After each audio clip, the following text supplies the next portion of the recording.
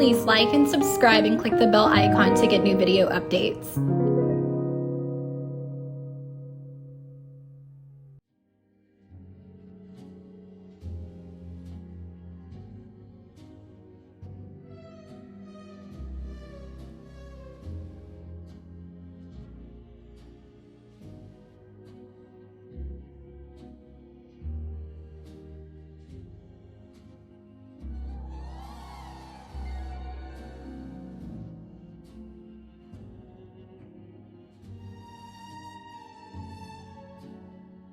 Hey everyone, welcome to King Cole 1965, all things Nat King Cole and more. I'm your host, Danny Lamar Evans. Today I'll be diving into one of my absolute favorite Nat King Cole albums. I never get tired of listening to this album. Love Is a Thing, released in 1957, produced by Lee Gillette, and arranged and conducted by the great Gordon Jenkins, aka Gordy. And before we get started, please take a moment to like and subscribe to the channel. Click that bell icon so you'll be updated on all my future videos.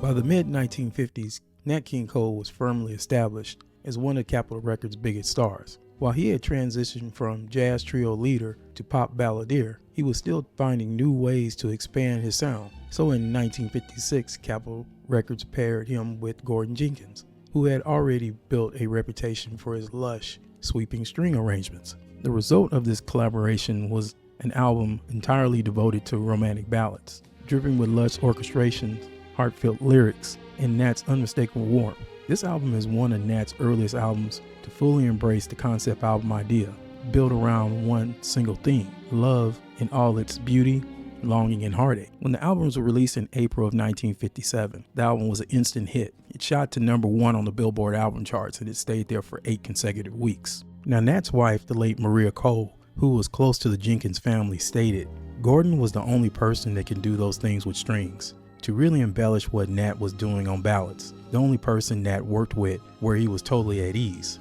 The arrangements were just there, perfect, and you can hear it in the records. I always felt Gordon had his music, what Nat had in his voice, and the two worked great together."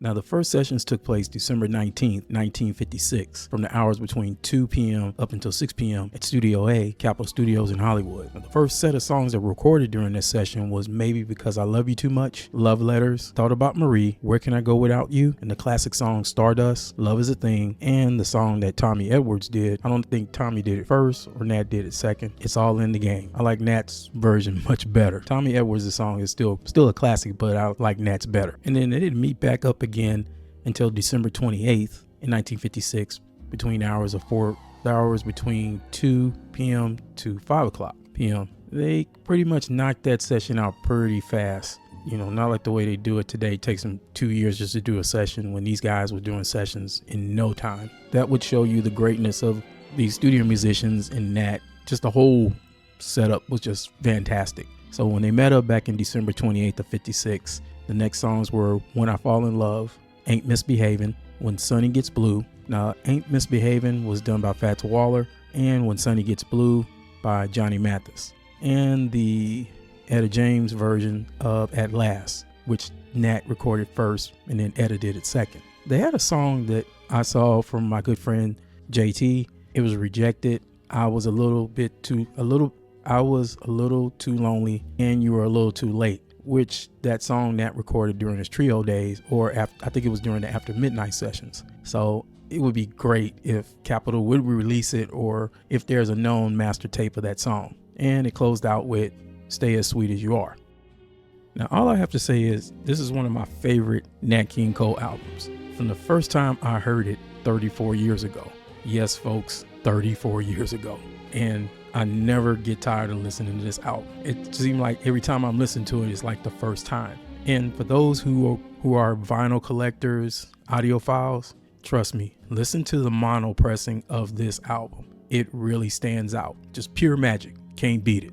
Now, Love Is a Thing remains one of Nat King Cole's most enduring albums. It proved that his artistry extended far beyond his singles, showing how he could carry a full-length album with elegance and emotional depth. For me, it's the kind of record that you put on and be transported to another world. If you haven't listened to it fully, I recommend sitting down and putting this album on from start to finish. It's one of those rare records that never loses its magic. I hope you enjoyed this story on Nat King Cole's Love Is a Thing. And as always, please like and subscribe to the channel. Click that bell icon so you'll be updated for all my future videos. Until next time, take care. Bye for now. Just give me let's hear the harp at bars 13 and 14. Okay. Master 16,302, take 2. What's the matter? One more. You did more than count sheep last night, Bob. Yeah, I almost got sleepy right there on that line. All right, here we go. Master 16,302, take 4.